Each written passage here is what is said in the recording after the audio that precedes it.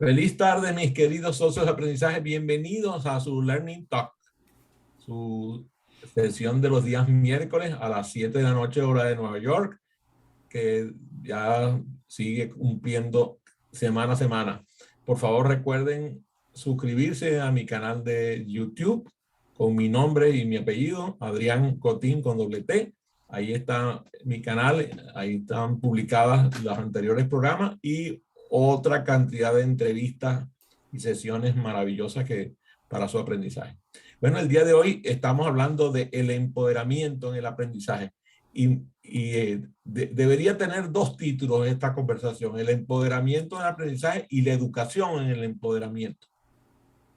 Y tiene dos vertientes también: el empoderamiento de quienes aprenden y el empoderamiento de quienes educan. Como que hay varias facetas para estudiar este tema del empoderamiento. Me gustaría que comenzáramos con la conversación hablando con Tilly, porque Tilly me comentaba fuera de cámara que ella tenía un proceso que le habían enseñado hace muchos años que tenía que ver con el proceso de empoderamiento y además el nombre que le daban era, según ella me decía, era delegación y tenía 3 estadios. Me gustaría que Tilly, por favor, nos comentaras. Gracias. Un saludo para todos. Sí, la delegación inicia desde un proceso de el líder entregando al colaborador cierta responsabilidad. Por ejemplo, se va a hacer una compra de un equipo en una empresa. Entonces le dice: Juan, pide 3 cotizaciones y me las traes y yo apruebo. Cuando ya Juan te ve que lo maneja muy bien, la siguiente vez le dice: bueno, Juan, busca 3 cotizaciones y tráeme la que a ti más te parece. Entonces ya hay una delegación ya de C a B. Y cuando Juan toma iniciativas y pone en práctica las cosas bien, ya la tercera vez, o sea, la A, es total autonomía. Juan, compra el equipo que necesitamos. Entonces, sin pasar por GON y pagar los $200. Esa persona, ese Juan, ya se siente que sabe hacer la tarea, se siente empoderado. Y lo que yo te mencionaba, las personas a las que Juan implica de alguna manera, sus colaboradores, colegas o aún superiores jerárquicos, tienen que tener, Juan tiene que tener el respaldo de ellos y la autoridad ante ellos. Entonces yo se la tengo que entregar diciéndoles: bueno, de aquí en adelante el encargado de las compras es Juan. Ya me lo voy pasando para no cargar con los micos administrativos de todo el mundo. Entonces vas empoderando a las personas, pero haciéndole una delegación gradual. Como, no sé cómo le dicen ustedes, barrilete, cometa, como echar una cometa. Ok. Más o menos. Y ya cuando lo dejas ir, es que ya está empoderado. Muchas gracias, Tilly. Excelente aporte. Revisando la literatura sobre empoderamiento, me doy cuenta de que hay muchos autores que tocan el tema. Entre ellos, un extraordinario autor relacionado con la educación, que es Paulo Freire. Y traigo una definición que está en un libro de Robbins, Chatterjee y Kanda, que dice: el empoderamiento es el proceso por el cual los individuos y los grupos obtienen poder, acceso a recursos y control sobre sus propias vidas. Al hacerlo, obtienen la capacidad de alcanzar sus más altas aspiraciones y metas personales y colectivas. Esa sola definición da para recorrer este programa y darle una revisión, pero yo quiero enfocarme con el aporte de Freire con respecto a la necesidad de empoderar a las personas sobre todo aquellas que están privadas de sus derechos al tomar el control de su propio aprendizaje. Y yo pensaba, oye, pero si a mí en muchos aspectos la educación me privó de mi propio aprendizaje. O sea, no me dejaban aprender, me obligaban a que yo aprendiera de la manera en que el educador quería, el profesor o el maestro quería. Entonces, en la universidad yo creo que fue donde más me pasó eso. Porque quizás en el ambiente escolar donde yo me cultivé, que fue en el colegio de los jesuitas en Maracaibo, el colegio Gonzaga, pues había muchos profesores y maestros que eran de avanzada y te hacían utilizar tu pensamiento crítico. Pero entonces, cuando Freire dice que es la necesidad de empoderar a las personas que están privadas de sus derechos para que tomen el control de su propio aprendizaje, entonces me viene a mí esa necesidad de comprensión que a mí me pasaba cuando me ponían a estudiar materias a las cuales yo no le veía ningún sentido. Estaba totalmente desligado de la realidad en la cual nos movíamos, pero ni siquiera era que nos relacionaban con una realidad futura en donde íbamos a poder utilizar lo aprendido, sino que estaba como descoyuntado el aprendizaje. Además, la compartimentalización de las materias por asignatura hacía que no hubiera un pensamiento sistémico y que entonces no hubiera una comprensión profunda de ese aprendizaje en comunidad. Además, como estábamos aislados, porque cada estudiante estaba totalmente solo y no socializaba con el resto de sus compañeros, porque incluso estaba prohibido hablar en clase, estaban penados a hablar en clase hasta el punto que te podían echar de la clase, y a mí me echaron montones de veces de la clase por andar hablando de más. Y yo decía, pero profesor, déjeme hablar con él, que él entiende y usted no me sabe explicar, déjeme que me lo explique a mi compañero, que él me lo explica bien. Y se ponía extremadamente disgustado. Hoy recordaba yo en el programa que estaba haciendo en la mañana a mi compañero de estudio, Frédéric Caú, que era un genio matemático. Él sacaba logaritmos neperianos por aproximación mental. Y los que saben lo que es un logaritmo neperiano saben lo que estoy diciendo. O sea, el nivel de exigencia que hay que tener mental para sacar un logaritmo neperiano por aproximación mental es enorme. Pero él corregía al profesor de física, de matemática. Incluso el de física se vanagloriaba de que era tribordado. Entonces, claro, cuando Caú lo corregía, ese profesor se enervaba, se molestaba muchísimo, porque ¿cómo era posible que un estudiante lo fuera a corregir? Bueno, no es casual que Caú ni siquiera llegó a graduarse de bachiller, porque una universidad norteamericana se lo llevó lo trajo para acá, para los Estados Unidos, y lo becaron porque era un genio, pues.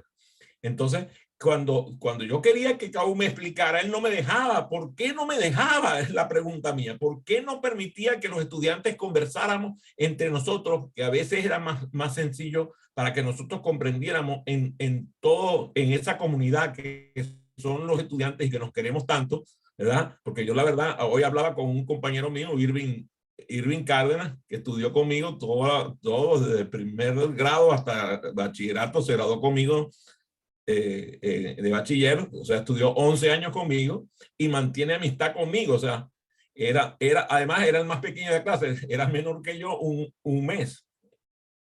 Y oye, tú sabes, nos queremos muchísimo. Es impresionante. Nos sabemos la lista de clases en orden alfabético. Claro, nos acordamos principalmente de los apellidos, porque claro, cuando estábamos diciendo los apellidos, estábamos jugando y haciendo bromas porque empezábamos a hacer rimas con Angulo, que ustedes sabrán con qué lo rimábamos, o con Urdaneta, que también sabrán con qué lo rimábamos. Cada vez que ponían el apellido salía una rima desastrosa para la diversión de todos nosotros. Pero entonces, esta participación activa, ese compromiso en el aprendizaje que podía producirse y que generaría un empoderamiento enorme en la sociedad de aprendizaje, no se daba porque estábamos disfrazados de ladrillo.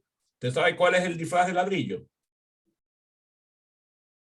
¿Tú sabes cuál es el disfraz de ladrillo? Ernesto dice que no, Francisco dice que no, Tili dice que sí. No se No se muevan, no muevan, respiren, no no se muevan, no respiren. respiren, quédense ahí, ni se muevan, no se les ocurre respirar. ¿A quién se lo dijeron en clase? ¿A quién le dijeron eso en clase? No se muevan, no respiren. Muy bien. Entonces, en este caso, cuando estábamos privados de ese proceso de llevar adelante las acciones y las actividades que harían que nosotros nos comprometiéramos con nuestro propio aprendizaje, el empoderamiento no se daba. Lo que propone Freire es que para desarrollar esa comprensión profunda y para lograr establecer un aprendizaje en comunidad, la participación activa y el compromiso con la responsabilidad personal es vital. O sea, el estudiante desde muy temprana edad tiene que tener responsabilidad dentro de su proceso de educación. El docente debe entregar la experiencia de aprendizaje en manos de los estudiantes, de tal manera que cada uno de los estudiantes tenga una responsabilidad. Y a veces pensamos, pero ¿y cómo? ¿Cómo vas a hacer que le vas a dar a un niño de 5 años, o de 6 años, o de 7 años en el primer grado de primaria, le vas a entregar responsabilidad? Pero claro que sí. Es que allí está el secreto. Si nosotros logramos que el enfoque hacia los estudiantes provenga del empoderamiento del maestro, porque cuando el maestro no entrega la responsabilidad en sus estudiantes, lo que le falta al maestro es empoderamiento. Por eso yo decía al comienzo del programa de que existen dos visiones, el empoderamiento del docente y el empoderamiento del estudiante. Si el docente no está empoderado, no puede empoderar a nadie. No sabe cómo, porque él no posee ese poder. Entonces, hay que tomar la precaución desde muy temprano en la educación, de que cada quien vaya doblando el proceso de empoderamiento en tanto y en cuanto va creciendo en sus estudios. Yo siempre me pongo a preguntar, ¿por qué, por ejemplo, en un país como el mío, Venezuela, un estudiante no podía ser evaluado de tal manera de que no perdiera el tiempo estudiando algo que ya sabía y que ya dominaba? Resulta que cuando mi hijo Adrián Antonio llegó aquí, el primer semestre, después de pasar un periodo, le hicieron un examen, le hicieron otro y dijeron, no, usted se va o sea, fueron haciéndole una batería de pruebas y pasó desde matemáticas 1 a matemáticas 3. ¿Por qué lo pueden hacer en el sistema educativo de Norteamérica y no lo pueden hacer en el sistema educativo de Venezuela? Simplemente porque no se consideran empoderados suficientemente para confiar en el estudiante que ya está preparado.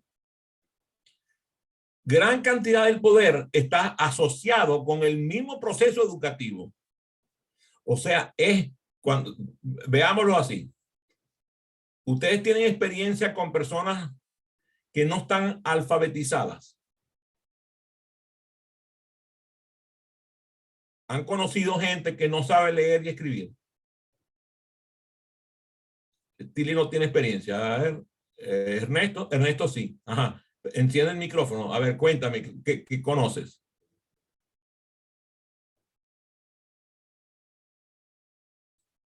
Tu audio no está funcionando, Ernesto, lo siento. No tienes audio. Francisco, ¿tienes experiencia con personas analfabetas? Bueno, no tanto como experiencia, pero sí he compartido con personas que son analfabetas, ¿no? Y es un proceso muy duro, ¿no? Porque justamente es la angustia, ¿no? De estas personas a vivir en un mundo que no terminan de entenderlo, pues, ¿no? Sí, es esa, digamos, mi aproximación ha sido breve con esas personas, básicamente por temas de relación laboral, pero, eh, pero hasta ahí, pues, pero no he trabajado con personas analfabetas ni tampoco conozco métodos de enseñanza más allá de los referenciales, ¿no? El método Muy ACU, bien. etcétera, ¿no? Muchas gracias por compartir. Fíjate, es interesante. Yo he tenido la oportunidad de trabajar con personas privadas de alfabetización. Y la sensación de falta de poder es enorme.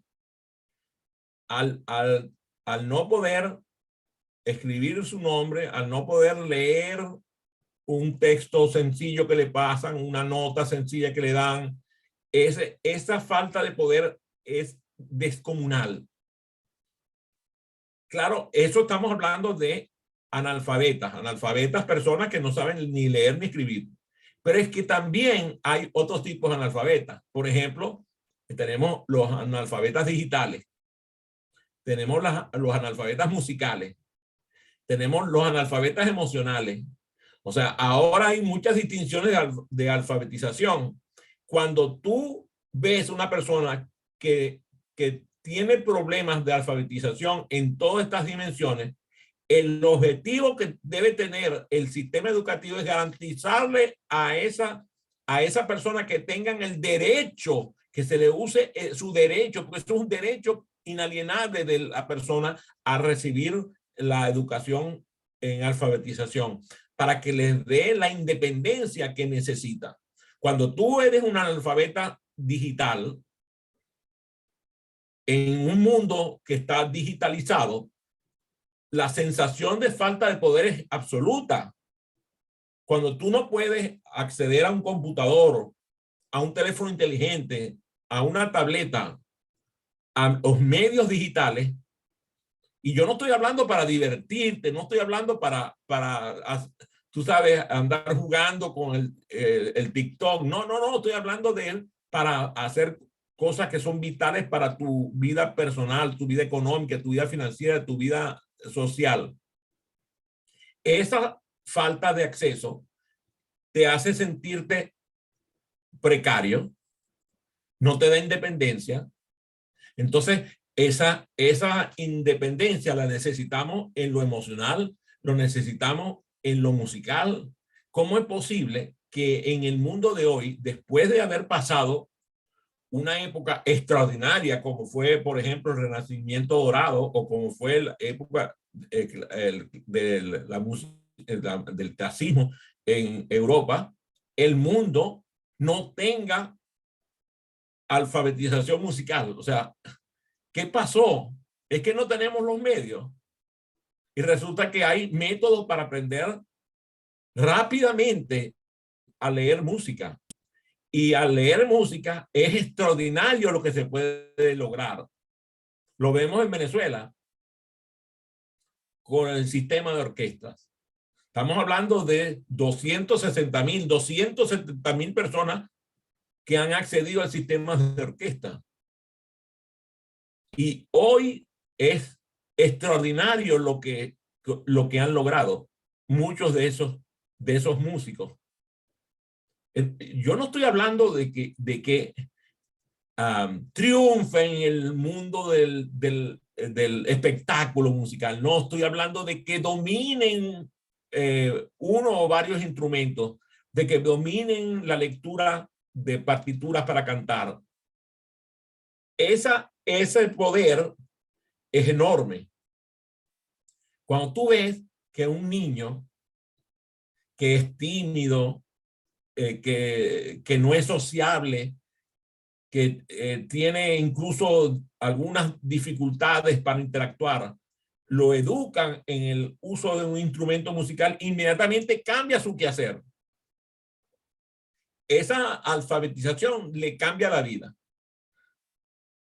Lo hemos visto nosotros en la alfabetización emocional. Ahí Francisco tiene mucho que contar, porque los programas que ellos dan de coaching han favorecido a decenas de miles de personas. Cuando tú ves que una persona reconoce, controla, regula sus emociones, tú ves que su vida cambia. Cambia la vida de él y cambia la vida de su entorno, de su familia, de la gente que trabaja con él, que se relaciona con él. ¿Ustedes saben lo que es el diablo rojo? Yo lo sé. Francisco, ¿tú sabes lo que es el diablo rojo? Sí, sí. ¿Qué es? Bueno, en la concepción que yo tengo, en el nombre de la marca, es un destapador de cañerías, pues, de tuberías. ¿Qué tan agresivo recuerdas que era?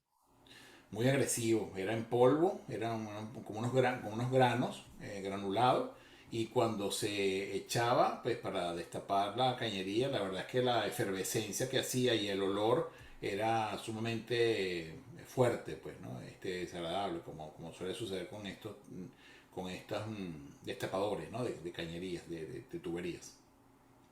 Bueno, yo te voy a decir que había un sargento en la Marina venezolana que acudió a un programa nuestro de formación de facilitadores que sus compañeros lo llamaban Diablo Rojo. O sea, tú te puedes imaginar cuál era la percepción que tenían de ese personaje. Cuando terminó el programa, ese señor se quedó conmigo y lloraba como un crío, diciéndome que él nunca se imaginó el daño que le estaba causando él a su gente, a su familia, que él iba a ir a su casa y le iba a ofrecer disculpas a su esposa, a sus hijos, por el daño causado durante los años que él había estado comportándose como un patán. Ese señor, a la vuelta de algún tiempo, yo tuve la oportunidad de volverlo a ver y de conversar con su esposa. Me dijo, ustedes no tienen idea de lo que hicieron. Ustedes salvaron a nuestra familia, que nosotros ya no tolerábamos a fulano de tal. Era una pesadilla vivir con él, para nuestros hijos y para mí. Entonces, cuando tú te das cuenta que la alfabetización emocional puede producir ese cambio en un ser humano, entonces tú tienes la obligación de proveerle, la obligación de desafiarlo al sistema para que esta persona pueda vivir el proceso de educación emocional que es necesario. Para nosotros necesitamos que haya literatura de fácil acceso que permita que la gente comprenda cómo es el proceso de empoderamiento en la educación. O sea, nuestros docentes deben recibir educación en empoderamiento. Con solo lograr que los docentes produzcan el cambio va a ocurrir de forma multiplicada porque nuestros educadores tienen a nuestra fuerza futura en sus manos. Acudir directamente al estudiantado no es posible porque está el portón que divide el acceso entre quien podría llevar la transferencia y el estudiante, que es el docente. Entonces tenemos que lograr que el docente se involucre en el proceso de aprender sobre empoderamiento y darle las herramientas que son necesarias. Si nosotros podemos lograr contrarrestar los sentimientos de impotencia que hoy tienen los estudiantes en nuestro sistema educativo, a todo nivel, y sobre todo después de la pandemia, porque en algunos países el impacto de la pandemia sobre el sistema educativo fue mortal y retrasó la educación de forma importante. Si nosotros, por ejemplo, logramos incluir a la mujer en un proceso de educación en empowerment, en empoderamiento, a ciertas poblaciones étnicas que están desplazadas. Yo vivo en un país donde el racismo es notorio. No solamente el racismo contra la raza negra, el racismo contra los asiáticos, contra los judíos, contra los hispanos, contra cualquiera que es diferente. Si nosotros logramos empoderar a las minorías y no se hable, a mí casi que me asusto cuando lo pienso, a las personas con algún tipo de discapacidad. A mí me encanta ver una película que se llama La Trabajadora Milagrosa, que es la historia de Helen Keller. Y cuando vemos la historia de Helen Keller y nos damos cuenta de que el amor de su maestra logró sacarla de la oscuridad total en la que vivía, nos damos cuenta de que cualquier persona, si una persona que era ciega, sorda y muda, estamos hablando del siglo XIX, si podemos lograr con una persona ciega, sorda y muda los logros que llevaron a que Helen Keller escribiera 4 bestsellers, ganara durante su vida más de $2 millones dando conferencias, viajara por 35 países en una época donde no había aviones. O sea, si una persona logra eso, viniendo de semejante oscuridad, que no puede lograr una persona que tiene todo. Si logramos que las personas, por ejemplo, que tienen dificultades de lectura, ¿cuántas personas conocen ustedes que son disléxicas y que el propio sistema no los sabe procesar? O personas, por ejemplo, que sufren de tartamudez. A mí me impresiona, de verdad, sinceramente me impresiona y lo admiro, el presidente de los Estados Unidos, Joe Biden, que es una persona que sufre de tartamudez de forma importante. Y si ustedes se han percatado, él ha vencido la tartamudez hasta el punto de lograr la posición tan importante que tiene en la primera magistratura de este país. Pero ahora piensen la cantidad de personas que ustedes conocieron, niñas y niños, adolescentes o adultos, que sufrían de tartamudez y que no tuvieron la suerte de recibir la educación correcta. Entonces, todo el que de alguna manera tiene falta de empowerment por una dificultad, o por ejemplo, la falta de motivación. A mí, por ejemplo, me sorprende grandemente cómo el nivel de lectura ha estado disminuyendo. O sea, la presencia de los medios digitales, que debería haber incrementado la lectura, ha disminuido la misma porque la inmediatez hace que la gente no se concentre. Entonces, la falta de motivación a leer hace que la gente disminuya la confianza en sí mismo, porque una persona que no lee no tiene nada que decir. Es muy difícil que una persona construya un idioma sin vocabulario. Para que una persona pueda comunicarse de forma efectiva, debe poseer un vocabulario activo de por lo menos 5.000 palabras y un vocabulario pasivo de por lo menos 25.000 palabras. ¿Y de dónde la van a sacar si no leen? Entonces, parte de lo que estamos buscando con esta conversación acerca del empoderamiento es que tenemos que vencer la impotencia de muchos que no logran comunicar la confianza a sus aprendices de que es vital que estudien, que lean. No estoy hablando de que vayan a la universidad, no estoy hablando de que saquen 3 y 4 carreras universitarias, estoy hablando de que lean, de que cultiven su intelecto.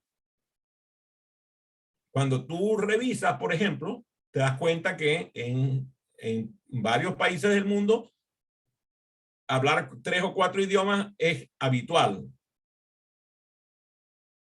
Mientras que en otros países hablar el idioma del país está vedado porque la gente ya no habla el idioma, habla una especie de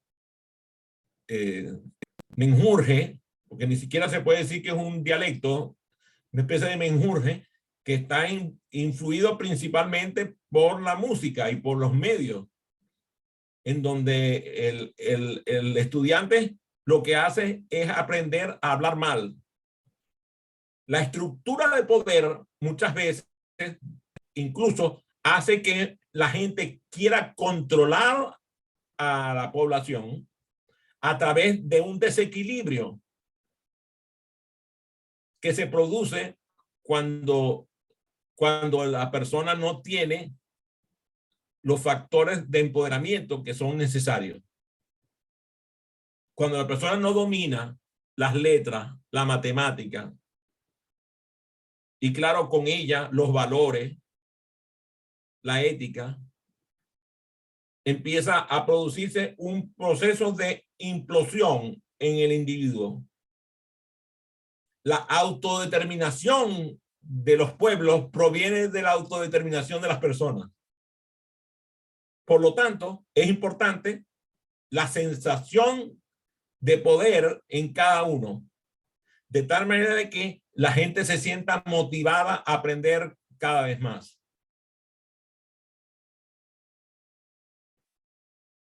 El empoderamiento se logra principalmente a través de el obtener resultados exitosos.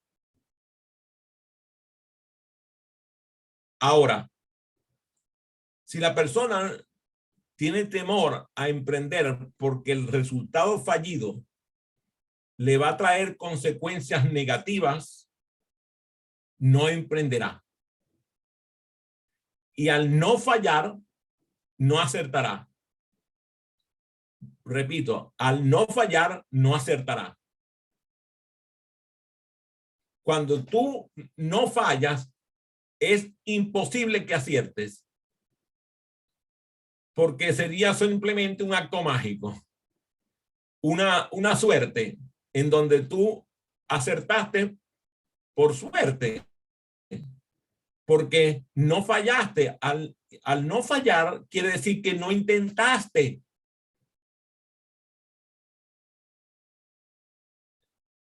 Cuando la persona no intenta, ya falla antes de avanzar. ¿Puedes repetir ese principio, Adrián, que me parece tan contundente? Al no Si fallar. tú no fallas, no aciertas. Si tú no fallas, no aciertas. Porque si tú no fallas, Claro. es porque no intentas. Exacto. Tú sabes, ahorita mi querida llamada nieta Sofía está intentando gatear. Hoy viste un vídeo que te compartí con mi querida Sofía gateando. Lo que menos está haciendo es gateando. Está intentando gatear con todas sus fuerzas y toda su determinación. Si ella no intenta gatear, no gateará. Yo todavía no he visto al primer niño que diga, me voy a levantar y voy a caminar, y se levanta y camina naturalmente como un adulto. Yo no he visto eso. Si tú has visto alguna vez una cosa de esa, me avisa, porque eso es un alienígena. La única manera de aprender a caminar es cayendo. La única manera de acertar es fallando. Fallar, fallar, fallar cada vez distinto hasta acertar. Luego de acertar, seguirlo intentando y fallando hasta que lo volvamos a acertar. El resultado exitoso será obtenido por aquel que intente tantas veces que, no importando la cantidad de fallas, los aciertos sean superiores. Aquí me viene inmediatamente, ahorita ustedes van a decir que siempre lo digo, pero es que a mí me impresiona esa cifra. La persona que más veces ha fallado el lanzamiento a una cesta de basquetbol es la misma que tiene el récord de cestas logradas. ¿Qué es el señor?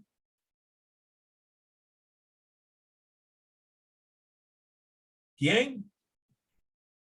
Jordan. Michael Jordan, es correcto. Él tiene los dos récords, la mayor cantidad de fallas, la mayor cantidad de aciertos. La pregunta es, ¿usted cree que Jordan hubiera acertado si no hubiera fallado? Pero yo pienso que no.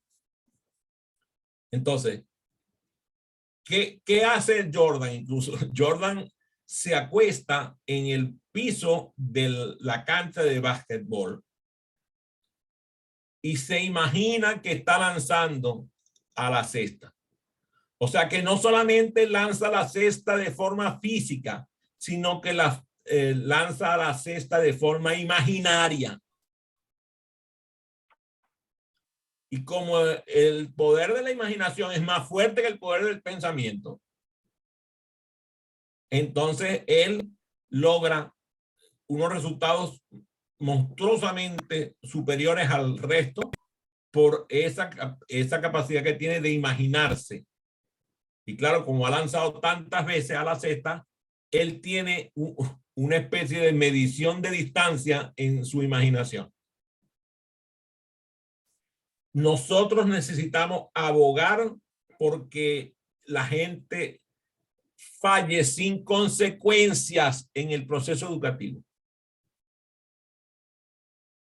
Cuando nosotros vemos que nuestros estudiantes les ponen unos exámenes en donde al fallar reprueban, el que está reprobando es el sistema educativo. Nosotros tenemos que lograr que al estudiante se le hagan tantas pruebas como sea necesario para que acierte. Para que cada vez vaya más cerca de la verdad, de la respuesta correcta y siga adelante y se vea desafiado.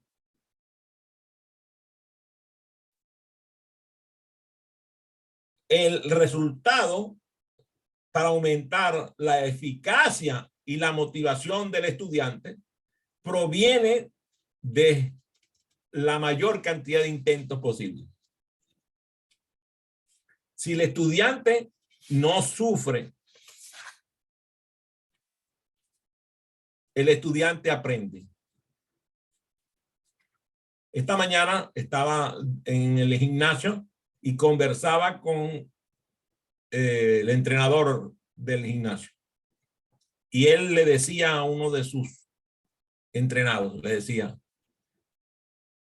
si no te duele, no estás haciendo suficiente. Entonces le dijo después, lo importante es que no sufras. O sea, que te duela, pero que no sufras. Porque si sufres, estás agotándote y vas a dañar el músculo. Entonces, le volví a poner otra repetición y claro, estaba sudando la gota gorda y le dolía, pero no sufría. Si esa persona al terminar la rutina no puede ni caminar, el ejercicio está mal hecho. Entonces eso es lo que pasa en el sistema educativo. El estudiante lo castran, se frustra,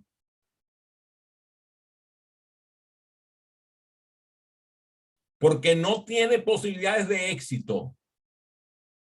Incluso a mí me pasó que hubo docentes que me tocaron que ponían en los exámenes las preguntas que ellos no habían logrado resolver durante su época estudiantil. Y estoy viendo la cara de Francisco haciendo así, como diciendo, a mí también pasó. Y Ernesto está en lo mismo. Y todavía no he visto la de Tilly, pero seguramente está por ahí. Entonces, lograr esa eficacia, lograr el compromiso del estudiante, lograr la motivación intrínseca. Pero no estamos hablando de que haya alguien que le esté diciendo dale, dale, dale, no, sino que él mismo se diga vamos, vamos, voy adelante, voy adelante. De tal manera que él pueda percibir sus fortalezas, medir sus deficiencias y trabajar en hacer énfasis en la utilización de sus fortalezas y de sus competencias fuertes y lograr que el estudiante que tiene dificultades supere sus dificultades con base en su fortaleza. Hay un libro de Marcus Buckingham que se llama Ahora descubra su fortaleza. Es un extraordinario libro. Ahora descubra su fortaleza. Y tiene, por cierto, un test, una encuesta para medir fortaleza. Y la propuesta de Marcus es, lo que importa es que midas tus fortalezas para que puedas aprovecharlas.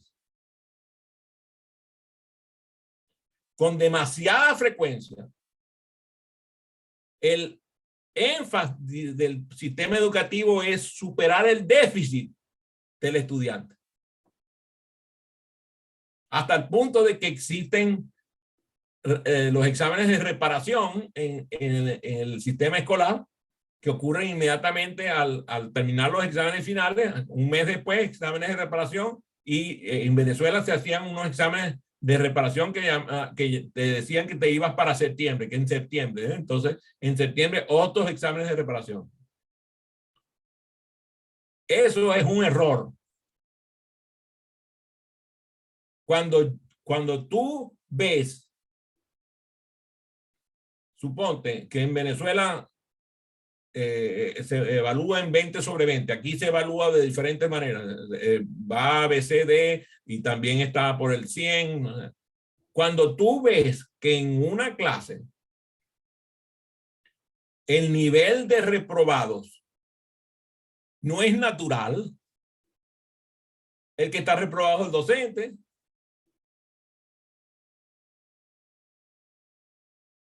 Hay que abordar la educación aprovechando las fortalezas, y cuando las fortalezas no existen hay que identificarlas porque siempre están.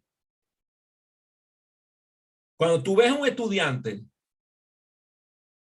yo siempre me acuerdo de un caso de este doctor que fue candidato a la presidencia por el Partido Republicano aquí en los Estados Unidos, de John Hopkins, que se paró hizo unos trabajos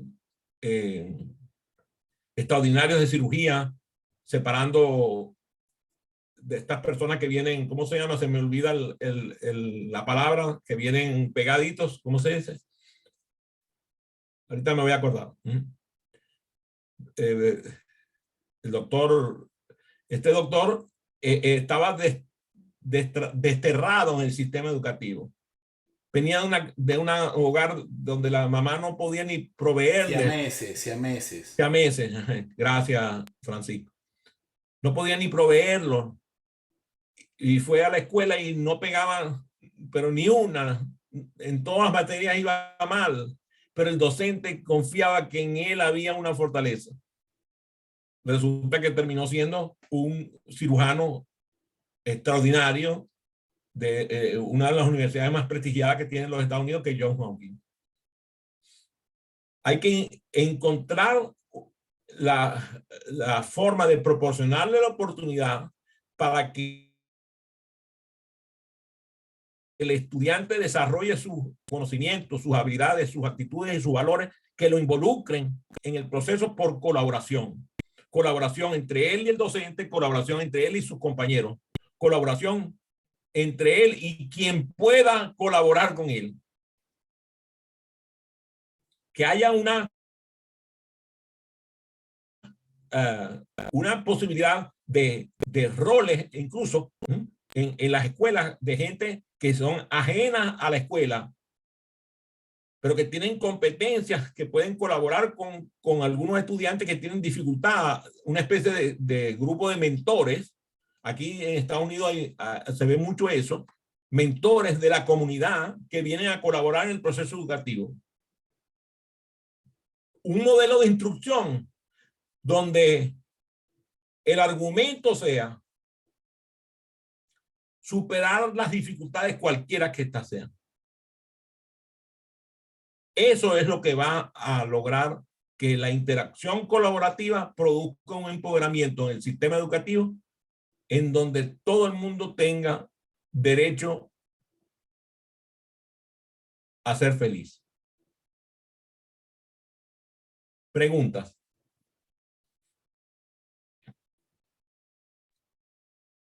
Adelante.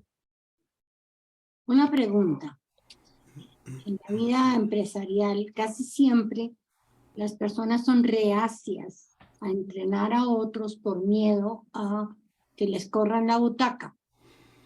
Eso puede evitar o evita que los demás se puedan desarrollar porque los tapan, ¿no?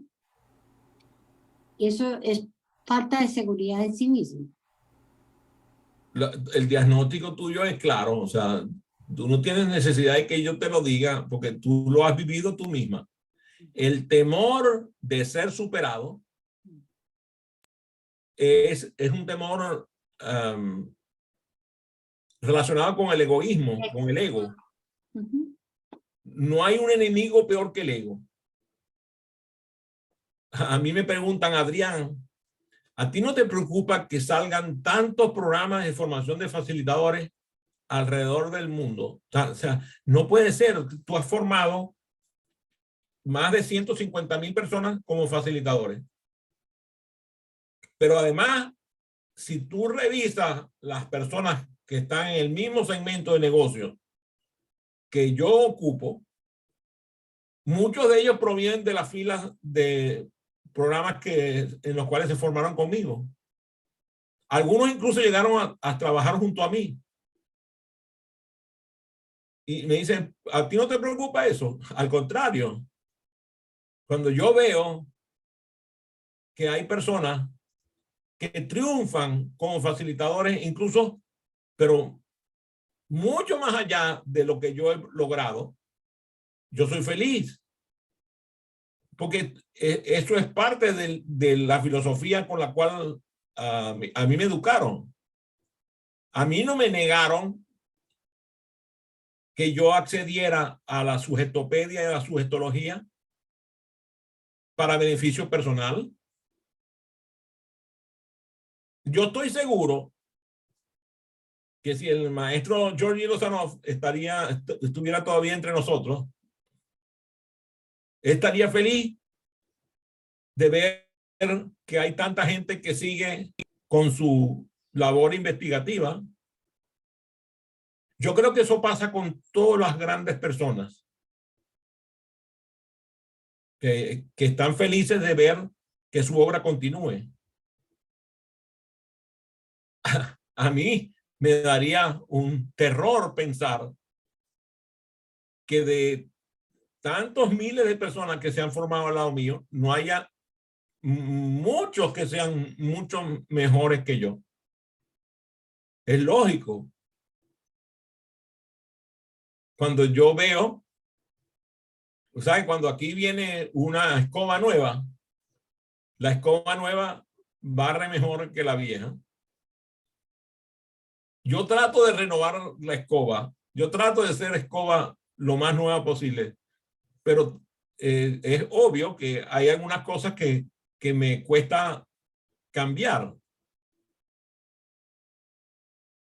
Yo busco que sean las menores posibles, pero me doy cuenta cuando veo, por ejemplo, cómo usan las redes y tú sabes, y llegan y me dicen, Adrián, ¿por qué no haces esto? ¿Por qué no haces aquello? ¿Por qué no intentas esto? ¿Por qué no intentas aquello? No lo intento porque no lo sé hacer y la verdad es que estoy dedicado a las cosas que me gusta hacer.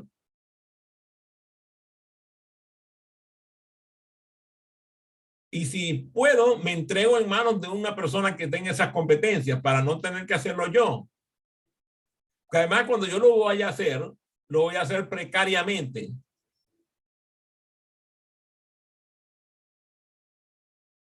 Yo tengo una capacidad y es una capacidad limitada como ser humano. Yo no puedo leer todos los libros del mundo, tengo que escoger los libros que voy a leer. Yo pienso que puedo tener quizás, me doy como 30 años más de vida. Entonces pienso, ¿cuáles son los libros que yo quiero leer de nuevo? Yo hice un ejercicio que favoreció a Francisco porque agarré parte de mi filmografía y pensé, ¿cuáles de estas películas yo no voy a ver más porque las he visto muchas veces y porque probablemente no la venga más, no las pueda volver a ver porque tengo muchas películas que ver todavía nuevas que no he visto y tengo películas que todavía tengo que quiero volver a ver. Entonces agarré parte de las películas y le llegó a Francisco una caja de películas y él dice, no puede ser, ¿cuántas películas me mandó este loco? Entonces, lo que hago es que espero que él vuelva a verla, que él vea la película y que me comente, tú sabes, vi la película esta que me enviaste. Y entonces me congratulo por haberlo podido hacer feliz viendo una película que le guste. Así es la vida. Cuando escoges, decides. Yo escojo los libros, escojo la música, escojo los programas que quiero ver, escojo cada cosa, porque si no, no tomo decisiones que hagan posible mi vida. Si quiero hacerlo todo, es muy difícil. Entonces, cuando una persona hace eso que estás mencionando, que limita a alguien para que crezca, en estos días alguien contó la historia de un ejecutivo de los, creo que llegaron a algo así como 12 o más personas que estuvieron bajo su tutela, llegaron a la presidencia de la empresa donde él era vicepresidente. Entonces le preguntaron, ¿por qué tú no llegas a la presidencia? Dice, ¿y quién va a promover a más gente para que vaya a la presidencia si yo me voy de aquí? Cuando yo me retire, no habrá quien lo haga, pero yo mientras estoy aquí estoy promoviendo presidentes. Si yo llego a la presidencia no puedo hacer eso. Interesantísimo el proceso mental. Entonces yo lo que hago es promover a la gente para que sean mejores que yo. Y te voy a decir una cosa, superarme a mí es muy fácil, porque yo, tú sabes, tengo un doctorado en ignorancia. Y eso es importantísimo, que la gente lo sepa, que soy aprendiz de brujo, doctor en ignorancia, y que soy capaz de los errores más importantes. A mí me preocupa cuando alguien me pone en un pedestal porque es tan fácil caerse de un pedestal y volverse triza. Yo prefiero que me pongan ahí a nivel de suelo, porque como yo soy capaz de cometer errores graves, eso sí, te puedo decir que no lo hago con mala intención, lo hago con recta intención. Cuando cometo un error, lo hago con recta intención. Y por eso ofrezco disculpas con frecuencia en público a aquellas personas que alguna vez yo le haya producido un daño, porque seguramente hay muchas personas que tienen mucho que reclamarme, pero yo les vuelvo a decir a ellos que en ningún momento lo hice con la intención de perjudicarlos. Por eso hay que dejar que la gente crezca. Una pregunta última, pues. Bueno, más que una pregunta o comentario, justamente con relación al tema del empoderamiento y al paradigma educativo. Fíjate qué interesante que tú planteabas que justamente al un docente tener dentro de su récord de calificaciones muchos estudiantes reprobados, pues eso hablaría mal del sistema educativo y en todo caso la metodología que así el docente está estudiando.